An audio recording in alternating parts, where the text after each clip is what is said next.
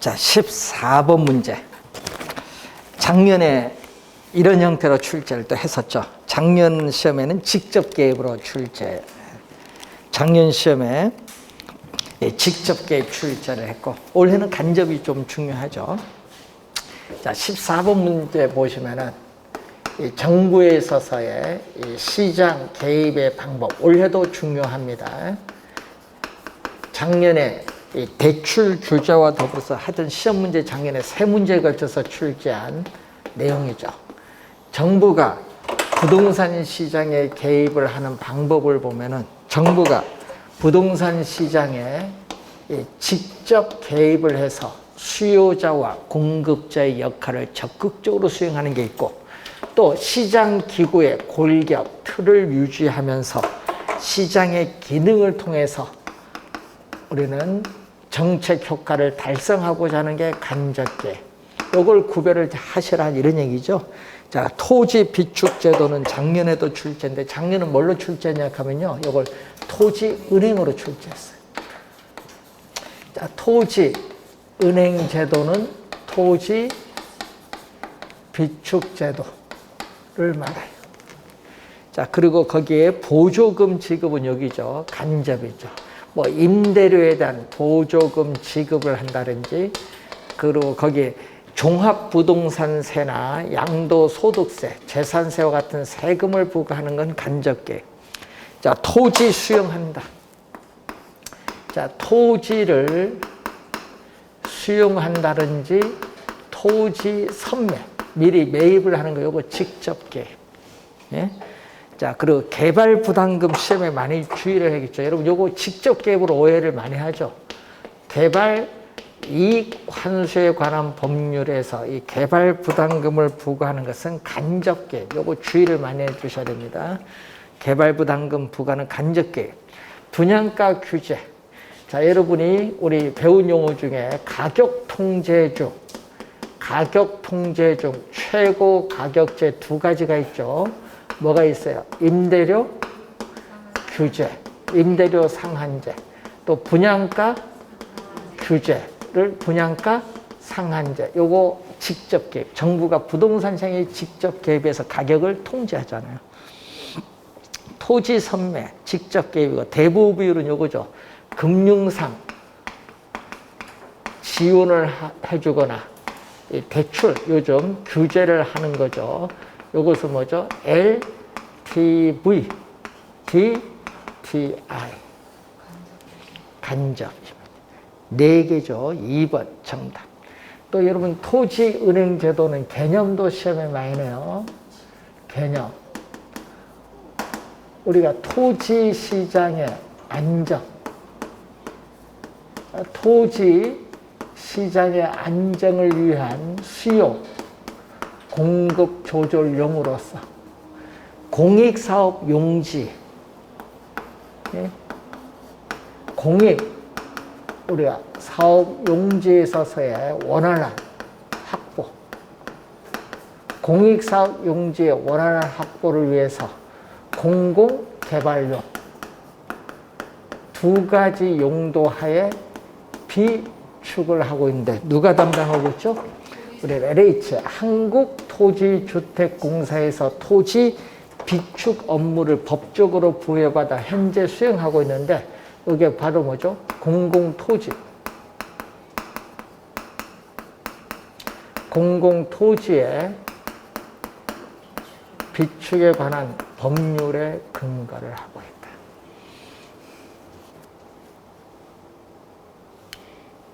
자, 여러분, 우리 공부 배우실 때 지방자치단체에서 토지를 수용할 수 있어요?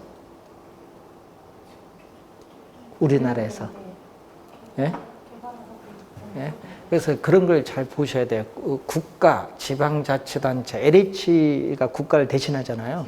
예, 그래서 항상 이 토지를 수용해서 개발할 때 원래 수용 방식, 환지 방식이 좀 중요해요. 그래서 좀 잘 생각 좀 하셔야 돼요. 원래 하여튼 개발 쪽에서 수용 환지는 좀 중요하다. 자, 그 다음에 15번 문제. 요거 2009년도입니다. 연도도 좀 알아야 돼요. 2009년도. 자, 자, 15번. 우리나라에서 현재 시행하지 않는, 여기 포인트죠. 시행하지 않는 부동산 정책. 종합토지세는 안 해요. 종합부동산세지. 과거엔 있었지. 근데 지금은 종합부동산세. 토지 초과 이득세는 뭐죠? 97년 위헌 판결로 폐지돼서 현재 시행 중이 아니다. 토지거래 허가제, 실거래가 신고제, 디귿과 시옷은 부동산 거래 신고 등에 관한 법률 등에 근거하고, 분양가 상한제는 뭐죠? 주택법. 개발권 양도제, 요거 개발권 양도에 관한 법률이 없어요. 현재 시행되고 있지 않습니다. 개발행위 허가제는 국토의 계획 및 이용에 관한 법률. 부동산 실명제, 부동산 실권리자 명의 등기에 관한 법률. 그래서 정답은 기역, 니은, 니을이 틀렸네요. 1번 정답. 예, 시행되는가 안 되는가 잘 보셔야 됩니다. 자, 16번 문제로 갑니다. 자, 임대주택 정책에 관한 설명으로 틀린 것은 정부가 임대료 상승을 뭘로? 균형 가격 이하로 규제를 하면은 단기적으로 공급은 변하지 않죠. 이렇게 단기에는 임대주택 공급이 어떻게 돼요? 고정되어 있기 때문에 변하지 않죠. 변하지 않기 때문에 어떻게 돼요? 우리는 이렇게 시장에 균형 임대료인데 균형 가격 이하로 이렇게 규제를 하게 되면은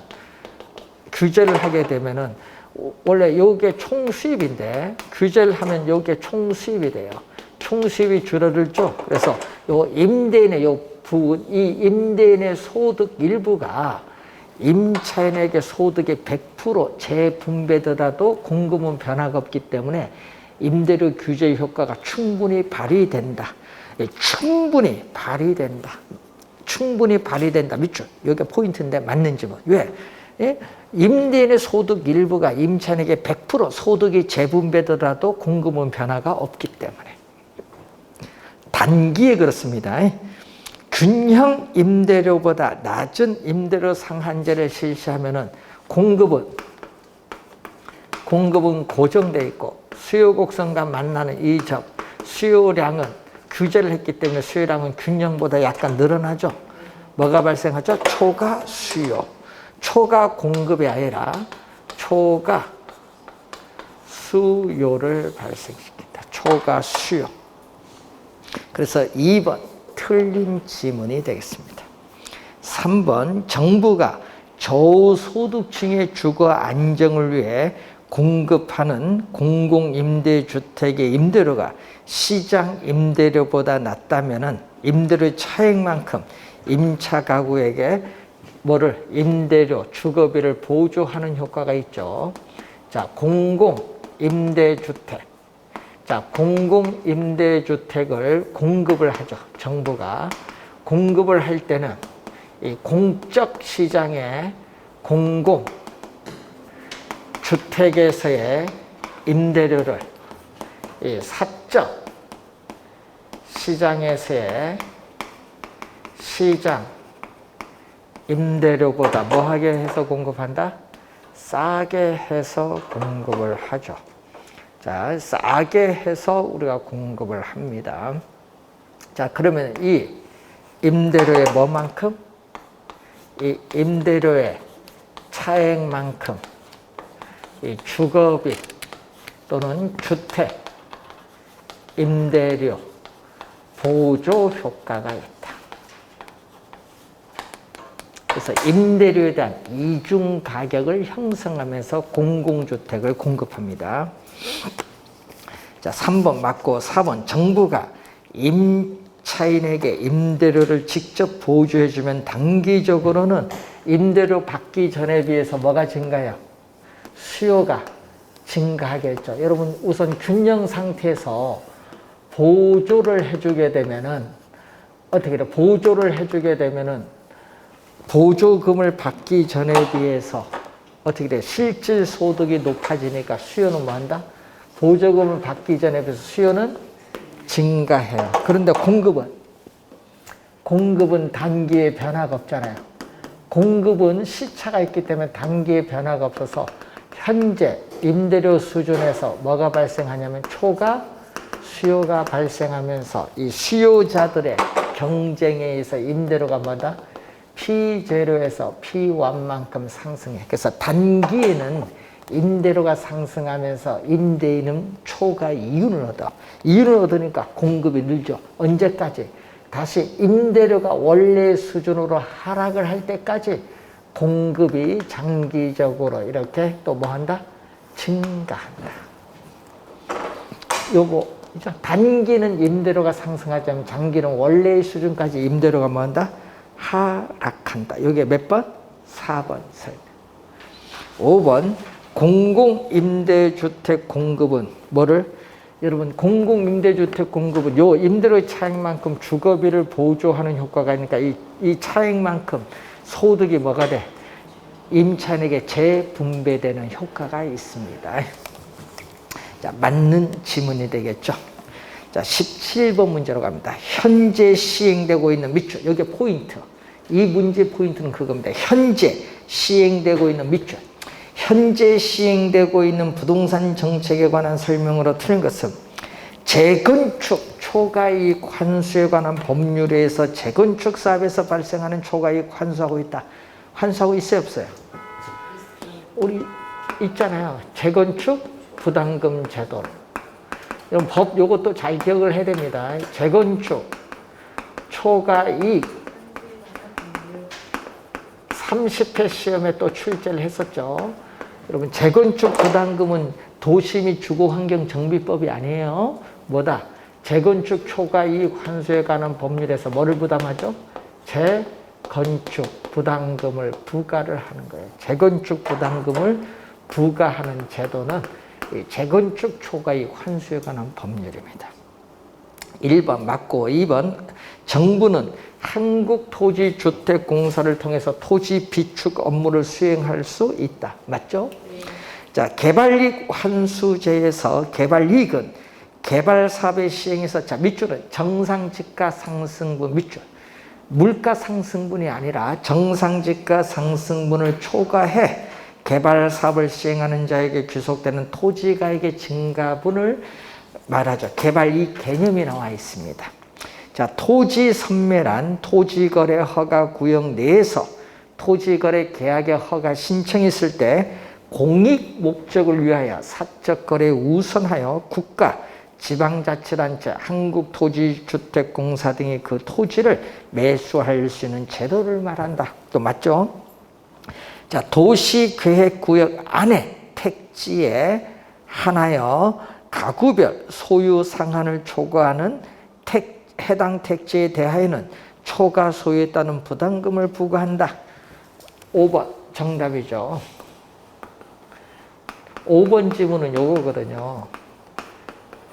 5번 지문은 택지 소유 상한에 관한 법률에 따르는 택지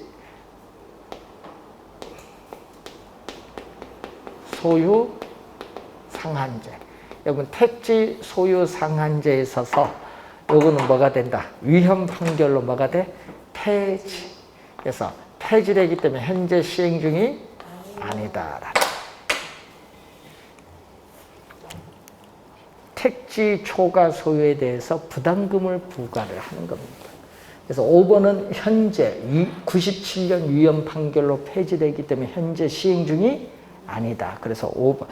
내용은 5개 다 맞아요. 문제는 아까 현재 시행되고 있는 이게 포인트예요. 5개는 다 맞는데 현재 시행되고 있지 않다는 거 5번.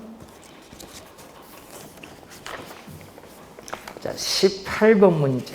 주거 분리와 여가 과정에 관한 설명으로 옳지 않은 것을 묻습니다. 자, 저가 주택이 수선되거나 재개발돼서 상위 고소득층의 사용으로 전환되는 것을 상향여가. 작년에도 출제했었죠. 상향여가의 개념은. 자, 1번 맞고 2번 민간주택시장에서 저가주택이 발생하는 것은 시장이 하향여가 과정을 통해서 자원의 할당, 배분 기능을 원활하게 수행하고 있기 때문에 나타나고 있습니다. 맞는 질문.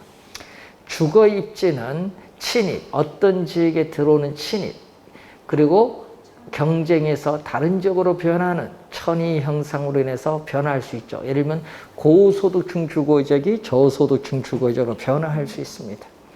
자, 주거분리는 도시 내에서 저소득층 주거지역과 고소득층 주거지역이 분리되는 형상인데 이러한 형상은 도시 전체에서뿐만 아니라 지리적으로 인접한 근린지역에서도 발생하는 형상 맞습니다.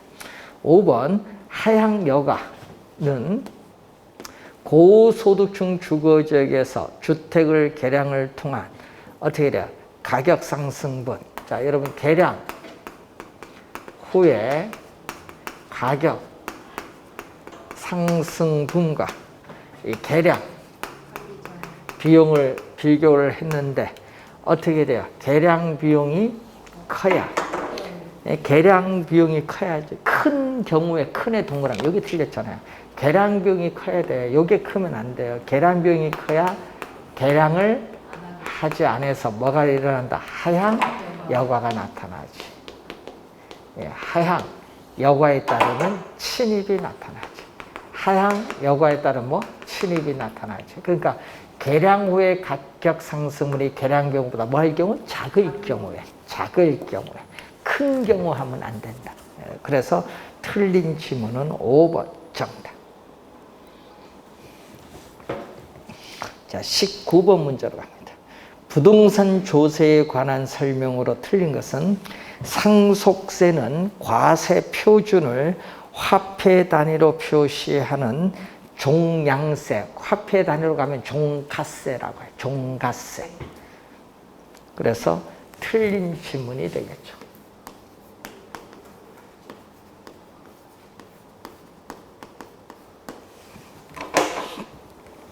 자, 1번 정답. 2번 자본이득에 과세하는 양도소득세인 경우 소유자가 처분을 하면은 계속 양도소득세를 많이 내니까 처분을 하지 않고 계속 보유를 함으로써 시장에서 자산거래가 유축되는 동결효과가 발생할 수 있다. 맞는 지문이 되겠죠. 작년에도 출제했었죠. 자, 3번 재산세나 종합부동산세는 과세관청이 세액을 산정하여 납세 의무자에게 교부를 하여 징수하는 우리가 세금을 말하죠. 자, 또 어떻게 3번 맞는 지문이죠. 4번 헨리 조지는 토지의 몰수가 아닌 지대의 몰수라고 주장을 하면서 토지 가치에 대한 조세 이외에 모든 조세를 철폐하자고 주장했다. 뭐죠? 토지에 대한 뭐를? 단일세를 주장한 거죠. 토지 단일세. 토지에 대한 세금 위에 모든 세금을 철폐하자. 이 토지 단일세를 주장한 학자가 바로 헨리 조지의 사상. 5번 종합부동산세의 과세 기준일은 6월 1일. 6월 1일인데 이것은 재산세의 과세 기준일로 한다. 맞는 지문이죠. 6월 1일입니다. 1번 정답이 되겠습니다. 자, 20번 수익률에 관한 설명으로 틀린 것은 기대 수익률은 투자한 부동산의 예상되는 수익률과 예상되는 지출로 계산되는 수익률로서 예상 수익률, 투자가 이루어지기 전 사전 수익률이라고 합니다. 자, 실현 수익률이란 투자가 이루어지고 난 이후에 실제로 달성된 수익률이기 때문에 실제 수익률, 투자가 이루어지고 난 이후니까 사후 수익률, 과거에 이미 달성된 수익률에서 역사적 수익률이라고도 하죠. 역사적 수익률이라고도 합니다. 요구 수익률은 투자자에게 충족돼야 할 최소한의 수익, 최소의 동그라미, 포인트죠. 최대가 아니라 최소한의 수익률이죠. 그래서 요구 수익률은 무슨 개념? 기회비용 개념. 투자, 우리가 안에 있어서의 기회비용의 개념을 의미합니다. 자, 4번이 정답인데, 자, 그 장래 기대되는 수익의 흐름이 주어졌다. 자, 여러분, 부동산 가치는 부동산 소유에서 비롯되는 장래 기대되는 수익인데 이 장래에 기대되는 이 수익의 흐름이 주어져 있다는 건 이게 일정하다. 일정할 때 우리 요구 수익률이 크다. 여러분 할인율, 장래에 기대되는 수익을 우리는 할인을 할 때 할인율로서 요구 수익률을 적용하는데 이때 할인율, 요구 수익률이 클수록 여기 분자는 일정한데 분모가 커지면 부동산 가치는 하락을 하죠. 부동산 가치는 상승한다 하면 안 되고 하락한다. 4번 정답. 자, 5번 지문은 요거. 투자자의 요구 수익률은 위험을 전혀 수반하지 않을 경우에 얻을 수 있는 수익률, 무위험률에다가 증대되는 위험에 대한 대가인 위험 할증률을 가산을 하죠. 자, 이 체계적 이 위험에 어떻게 돼요? 증대될수록 요구 수익률도 뭐 증대된다. 자, 무위험률이 하락할수록 요구 수익률도 하락하고 또 무위험률이 상승할수록 요구 수익률도 상승한다. 요 관련해서 아까 5번 같은 이런 지문들이 또 시험에 또 자주 출제를 합니다. 4번 정답이 되겠습니다. 21번 문제. 자, 임대주택의 1년간 운영 실적이 다음과 같을 때 틀린 것은 자, 우선 주 호당 임대료가 얼마가 나와 있죠? 1,000만 원. 1,000만 원이 주어졌는데 문제는 거기 봤더니 또 임대 가능 혹수는 얼마? 40호다. 예? 40호. 곱해주면은 4개요? 요게 가능 총소득. 가능 총소득 4억 원이 나와요. 자, 그래서 거기에 공실률, 가능 총소득 4억에서 공실률 10%를 해줬더니 4천만 원이네요. 4천만 원을 공제를 해주면 4천만 원을 공제해주면은 유효 총소득. 자, 유효 총소득은 가능 총소득에서 공실 및 대손 공실 및 불량 부채에 따른 대손 충당금을 공제를 해줘. 자, 그러면은 유효 총소득 얼마? 3억 6천만 원이 나오죠. 3억 6천만 원이 유효 총소득이 돼요. 자, 그리고 운용 비용은 얼마? 운용 비용, 영업 경비죠. 1,600만 원이 나오죠. 그러면은 영업소득, 순수익은 3억 4,400만 원이 순영업소득, 순수익이 3억 4,400만 원. 자, 거기서 원리금 상환액이 9,600만 원. 자, 원리금 상환액 부채 서비스의 9,600만 원인데 요거 오타가 난 것 같죠?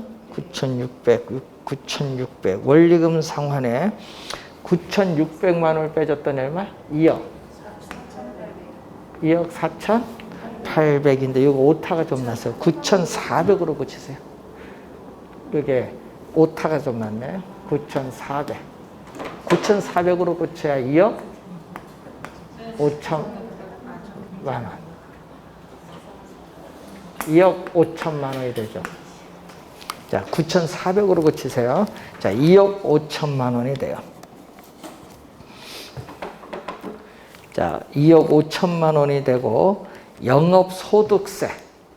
자, 2억 5천만 원에서 거기서 영업소득세는 얼마냐? 순영업소득 3억 4,400만 원에서 대체 충당금 문제에서 없으니까 제로. 융자이자 3,400만 원은 세액 공제가 되고 또 감가상각에 1,000만 원도 세액 공제가 되고 그럼 얼마죠? 4,400이죠. 그럼 3억 원이네요. 3억 원. 과세소득의 세율 30% 0.3을 곱해줬더니 얼마? 9천만 원. 우리는 9천만 원이 되겠죠. 9천만 원이 얼마? 우리는 영업소득세. 영업소득세 9천만 원을 빼줬더니 세후는 1억 6천만 원이 되겠네요. 그래서 정답은 얼마? 4번. 영업소득세는 얼마? 9천만 원이 되죠. 자, 원리금 상환에 9,400으로 고쳐주시면 되겠네요. 자.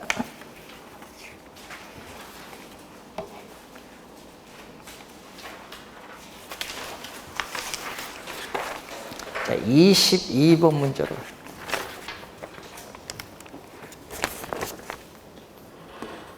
자, 22번 문제. 다음과 같은 조건에서 부동산 포트폴리오의 기대 수익률인데, 자, A 부동산에 있어서의 기대 수익률. 자, 포트폴리오를 구성하는 개별 자산의 기대 수익률인데, 자, A 부동산 불황일 때 얼마? 20%. 자, 불황일 경우에 20%, 호황일 경우에 몇 프로? 70% 주어졌죠. 이때 불황일 확률 60%, 0.6, 호황일 확률 40%, 0.4가 되겠죠. 그럼 얼마죠? 이게 26, 12, 12%, 12%에 요거 7, 4, 28, 28% 해줬더니 40%가 A 부동산의 기대 수익률. B 부동산의 기대 수익률은 호황일 때, 불황일 때 얼마? 10%, 호황일 때 30%가 돼요. 자, 그러면 여기는 6%가 되죠. 자, 여기 6%, 여기는 12% 해주니까 18%. 자, 이렇게 주어졌을 때, 이 포트폴리오 기대 수익률. 자, 이 포트폴리오의 기대 수익률은 포트폴리오를 구성하는 개별 자산의 기대 수익률 A 40%, B 18%. 개별 자산의 기대 수익률의 가중친 상대적 투자 비중을 곱하는데 전체 100%에서 A는 40%를 투자했고 B는 전체 100%에서 몇 프로? 60%를 투자했다. 이것은 상대적 투자 비중. 자, 포트폴리오를 구성할 때 상대적 투자 비중인 가중치를 곱해서 이제 더해주면 돼요. 0.4죠. 0.4니까 얼마? 16%. 여기는 얼마? 0.6. 0.6이니까 얼마? 10.8%. 더해줬더니 얼마? 26.8%가 구하고자 하는 포트폴리오 기대 수익률. 3번 정답. 그래서 우선 표에서 포트폴리오를 구성하는 개별 자산의 기대 수익률을 잘 구하고, 포트폴리오 기대 수익률은 개별 자산의 기대 수익률의 상대적 투자 비중 가중치를 곱해서 다 더해주면 됩니다. 23번 화폐 시간 가치에 관한 설명으로 옳은 것을 모두 고른 것. 옳은 것. 자, 기억은 뭐죠? 원금이 아니라 항상 우리 원리금. 원리금 뭐다? 균등상환. 그래서 틀렸습니다. 원리금 균등상환일 때 우리 매 기간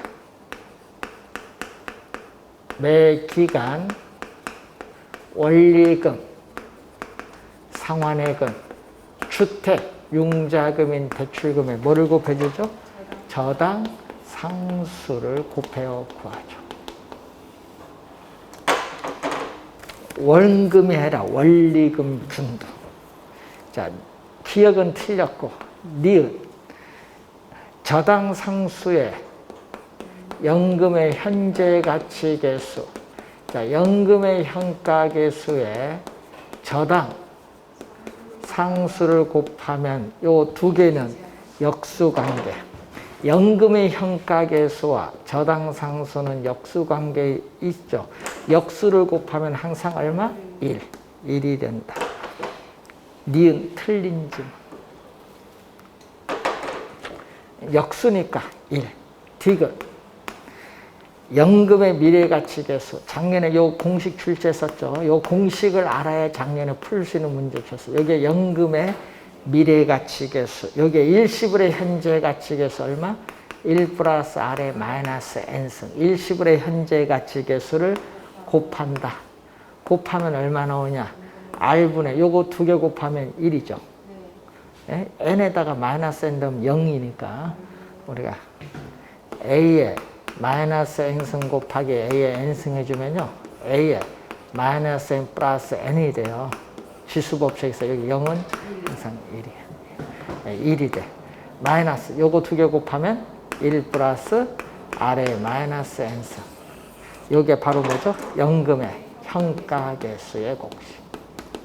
요 역수는 저당상수가 돼요. 그래서 디귿 맞는 지문. 네 번째, 일시불의 평가 할인율이 어떻게 돼요? 상승할수록 일시불의 평가 계수인 1 플러스 R의 N승분의 1인데 분모가 점점 높아지죠. 10%에서 20%, 30% 높아지면 분모 전체 값은 높아지니까 어떻게 돼요? 분모가 커지니까 일시불의 평가계수는 뭐다? 작아진다. 맨 끝에 작아진다가 분모가 커지니까 전체 값은 작아진다. 디귿 니을이 맞네요. 3번 정답.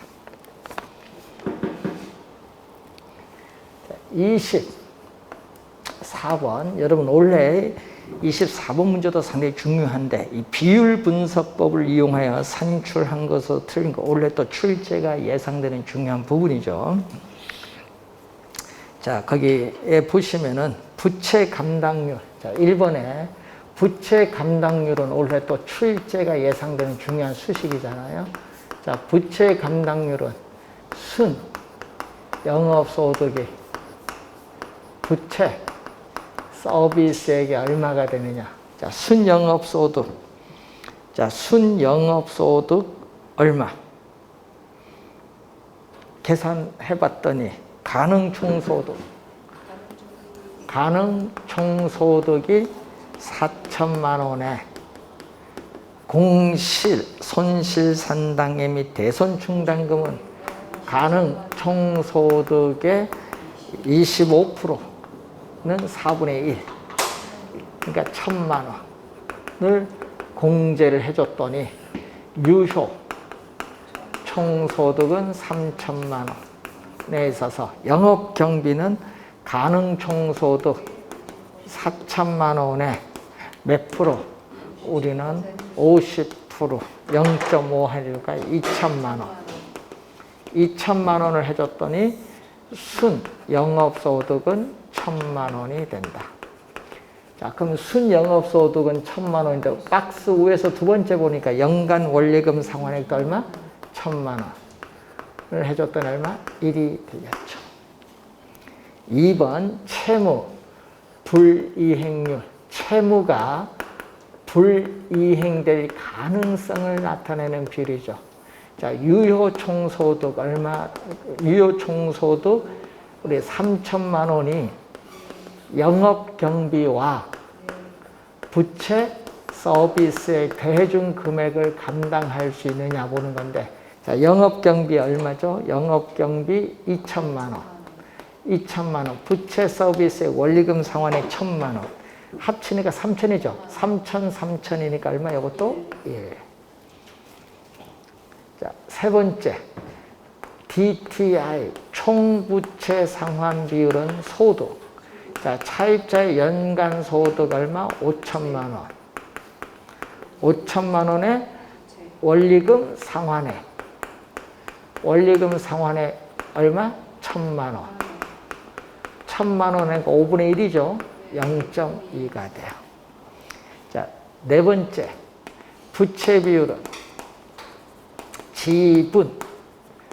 지분에 대한 부채인데 그 위에 박스 맨 위에 보니까 대출금 2억. 부동산 가치 위에서 세면 4억에서 대출 2억 되니까 내 돈 2억. 예. 5번 정답인데 영업경비 비율. 영업경비 비율은 유효 총소득 기준. 자, 유효 총소득에서 영업경비가 차지하는 비율인데 영업경비는 2천만 원이고 유효 총소득은 3천만 원이니까 3분의 2, 약 0.67. 반올림하면. 그래서 틀린 지문은 5번 정답. 자, 이렇게 박스 주어지고 5개 다 계산하는 문제는요, 거의 대부분 5번에서 최근에 다 정답이에요. 혹시 시간 없을 때 잘 활용을 하시고. 자, 25번 문제. 부동산 투자의 타당성 분석 기법에 관한 설명으로 틀린 것.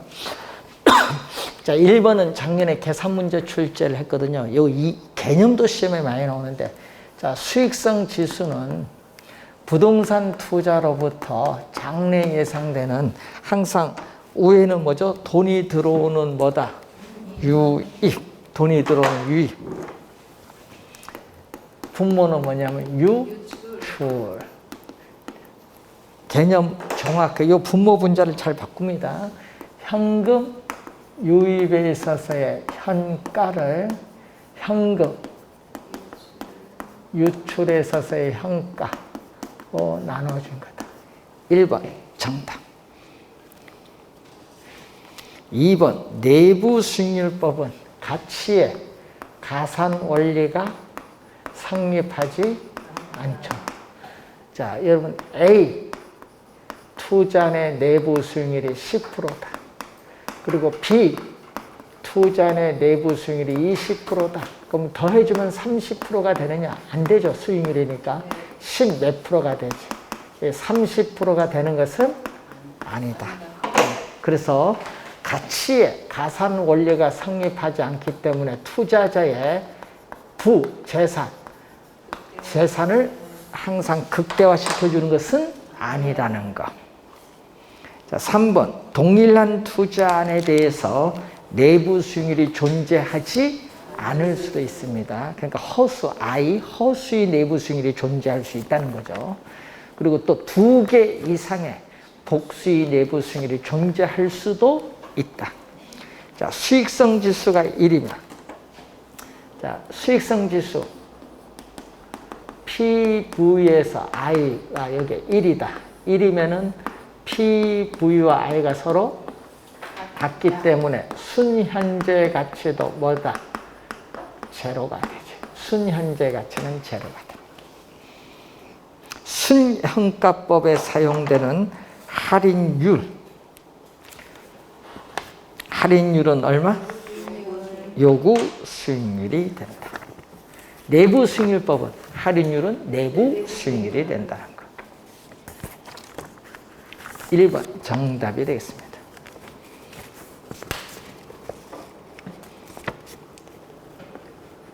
자, 26번 문제로. 자, 주택담보저당을 고정이자율로 상환하는 경우에 원금균등, 원리금균등, 점증상환 3가지가 있는데 관련에 들어갈 내용을 모르는 거. 초기에 원금 회수 위험이 가장 작다. 자, 이 얘기거든요. 자, 대출 잔액을 보면은, 자, 여러분 예를 들어서 처음에 2억을 대출받았다. 이 2억 원이 예를 들어서 대출금이에요. 2억 원이 대출금. 이 대출금을 나타내는 선인데, 이렇게 우하향하는 직선으로 보면 원금, 균등, 분할 상환. 이런 형태로 내려오는 것은 원리금, 균등, 분할 상환. 초기에 이렇게 대출금보다 융자, 잔고, 대출 잔액이 많은 이렇게 마이너스 상환에 나오는 건 GPM인데, 자, 초기에 대출자인 누구 입장에서 자, 초기에 대출자인 금융기관 입장에서 볼 때 원금 회수율이 가장 작은 거. 여러분, 원금 회수율이 가장 작다는 것은 돈을 많이 갚았으니까 작은 거예요. 금융기관. 돈 많이 갚은 게 어느 게 많이 갚았어? 요거 친 거. 원금 균등이 제일 많이 갚으니까 미상환된 원금이 가장 낮죠. 그래서 원금 균등이에요. 가장 작은 건 원금 균등. 자, 두 번째, 대출 중간이죠. 자, 이 대출.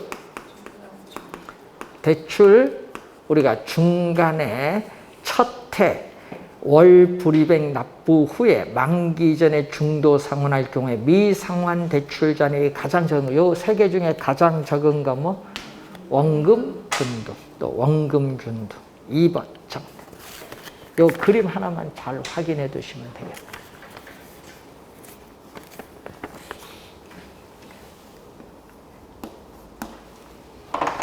자, 계산 문제 주의해야 돼요. 여러분 원금 균등, 원리금 균등 원래 계산 문제 출제 가능성도 높습니다. 자, 27번 부동산 증권에 관한 설명으로 틀린 것은 자, 자산 유동화 증권은 뭐에 근거한다? 자산 유동화에 관한 법률. 자, 자산 유동화에 관한 법률 언제 만드냐면 1998년도 제정. 작년은 요 연도를 알아야 됩니다. 작년 같은 경우. 요거에서 뭐를? 자산 유동화 증권이 발행. 그럼 자산 유동화 증권은 금융기관 및 기업이 보유하고 있는 매출채권. 자, 여러분 금융기관이나 기업, 자산 보유자. 자, 자산 보유자인 금융기관, 기업이 보유하고 있는 외상 매출 채권, 그리고 부동산 저당 채권, 리스 채권, 신용카드 채권 뭐 이런 것을 어떻게 돼요? 매각을 하겠지. 자산을 매각하잖아요. 그래서 자산 보유자가 보유하고 있는 모든 자산을 매각을 하죠. 누구에게? 유동화 중개기관, SPC. 유동화 중개기관에 매각하면 여기서 현금 흐름이 보장되는 자산을 담보, 요 현금 흐름이 보장되는 이 자산을 담보로 뭐를 발행한다? 자산을 담보로 증권을 발행을 하죠. 이 발행해서 누구에게? 투자자에게 매각을 하죠. 그러면 자금이 이렇게 들어오는 거죠. 자, 이게 바로 여러분 ABS의 구조입니다. 1번 개념 맞습니다. 2번 부동산 개발 프로젝트 파이낸시 ABCP. CP는 커머셜 페이퍼, 기업 어음이에요. 작년에도 나왔죠. CP, 기업 어음이에요. 부동산 개발 CF, 이거는 여러분이 AB, CP인데 이 CP는 기업 어음은 뭐? 기업 어음은 상법에 근거해요. 상법에 근거하고 여러분 대출받은 돈을 갚기 위한 요거 자금 교체 측면에서 단기에 조달하는 거. 그런데 ABS는 뭐에 근거? ABS는 자산 유동화에 관한 법률에 근거해서 요거는 장기적으로 개발 사업에 필요한 자금을 조달하는 거. 2번 정답. 만기가 어디가 길어? ABS가 길지, 장기니까. 그리고 공모가 아니죠. CP는 뭐다? 공모가 아닙니다. 기업업은 뭐죠? 상법에 근거하기 때문에 어떻게 돼요? 우리 증권회사나 이런 데서 발행할 거 아니에요? 그러니까 대부분 사모, 개별 모집, 사모로 대부분 발행돼요. 공모가 아니에요. 그래서 틀린 지문. 3번 MBB는 주택저당대출 차입자의 채무 불이행이 발생하더라도 MBB에 대한 원리금을 발행자가 투자자에게 지급하여야 한다. 하여야 밑줄. 하여야는 뭐다? 반드시. 자, 여러분 차입자는 대출을 받으면은 매월 대출금에 대한 뭐를 상환? 원리금을 상환을 해요. 이때 발행기관은 뭐를? MBB를 발행을 해서 투자자에게 매각하는데 이건 기업의 회사채 성격과 유사한 채권형의 성격을 가진 MBS인데 문제는 요거는 국가가 보증했어요. 한국주택금융공사는 국가가 보증했기 때문에 차입자가 원리금 못 갚았어. 채무 불이행, 원리금 못 갚아도 국가가 보증하기 때문에 이 채권에 대한 원리금은 반드시 지급을 해야 돼. 국가가 보증하니까. 하여야 한다. 맞는지. 국가가 보증했기 때문에. 4번 이체증권은 발행기관이 원리금 수취권과 주택저당권에 대한 지분권을 모두 투자자에게 이전하죠. 자, 차입자는 또 매월 원리금을 상환하죠. 이 원리금을 바로 즉시 투자자에게 이체, 바로 투자자에게 이체시키는 이체증권인데 뭐를 매각했다? 자산 매각 방식이기 때문에 이거는 지분형의 성격을 가진 MBS. 지분이 다 넘어가는 거. 아까 뭐죠? 모기지 소유권, 원리금 수취권이 다 넘어가. 그래서 맞는 지문. 다계층 증권은 동일한 저당풀에서, 자, 여러분 다계층 요거죠. 이 동일한 저당풀에서 상환 우선순위와 만기가 다른 다양함이 있죠. 이렇게 1년, 2년, 3년, 5년, 7년, 10년, 15년, 3년 이렇게 상환 우선순위. 여러분 1년 차에 원금이자 상환하고 나머지 이자 주다가 2년 차에 원리금 주고 나머지 이자 줘. 이렇게 상환 우선순위도 다르고 만기도 다른 다양한 형태의 채권을 발행하는 걸 이걸 뭐라고 하죠? CMO. 우리나라에서는 거의 대부분 CMO를 발행하고 있다. 자, 정답은 2번 지문이 정답. 자, 28번 우리나라의 부동산 투자회사 제도에 관한 설명으로 틀린 것. 자기관리 부동산 투자회사의 설립 자본금은 5억 원 이상으로 한다. 또 위탁관리와 기업 구조조정 부동산 투자회사의 설립 자본금 얼마? 3억 원 이상으로 한다. 틀린 지문 1번 정답. 자, 자기관리 부동산 투자회사는 본점 외에 지점을 설치할 수 있고 직원을 고용하거나 상근임을 둘 수 있는 실체 회사이고, 위탁관리와 기업 구조조정 부동산 투자회사는 본점 외에 지점을 설치할 수 없고 직원을 고용하거나 상근임원을 둘 수 없는 페이퍼 컴퍼니, 명목 회사가 되죠. 회사 형태가 맞는 지문. 자, 3번은 우리가 주식 뭐죠? 공모죠. 부동산 투자회사는 영업인가를 받거나 등록을 한 날부터 2년 이내에 부동산 투자회사가 발행하는 주식 총수의 30% 이상, 100분의 30 이상을 일반의 청약에 제공하여야 한다. 주식 공모 맞습니다. 자, 4번은 주식 분산이에요. 주주인과 그 특별 관계자는 최저 자본금 준비 기간이 끝난 후에는 부동산 투자회사가 발행하는 주식 총수의 몇 프로? 50%. 50%를 초과하여 주식을 소유하지 못한다. 주식 분산이 나오고, 5번은 제5조 2항인데 부동산 투자회사는 현물 출전 설립을 할 수 없다. 5조 2항에 나온 내용이죠. 3년 전에 정답 물었죠. 5번 질문은. 그래서 여러분 설립 자본금요, 또 최저 자본금, 회사 형태, 또 개념, 자기관리, 위탁관리, 기업 구조조정 부동산 투자회사의 개념, 주식 공모, 분산 이런 용어들이 시험에 자주 출제하고 있습니다. 작년에 안 냈기 때문에 올해 출제 예상이 돼요. 법조문 좀 주의해 두시고, 올해 이슈가 많이 되고 있어요. 예? 예? 올해 많이 나오죠.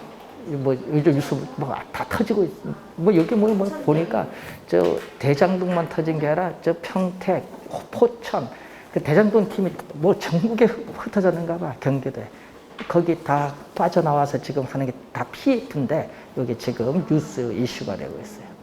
포천 이번에 또 그것도 대장동 팀, 예? 평택도 마찬가지. 요즘 그게 PF에 프로젝트 파이낸싱을 통해서 우리 개발 사업을 추진을 한 거예요.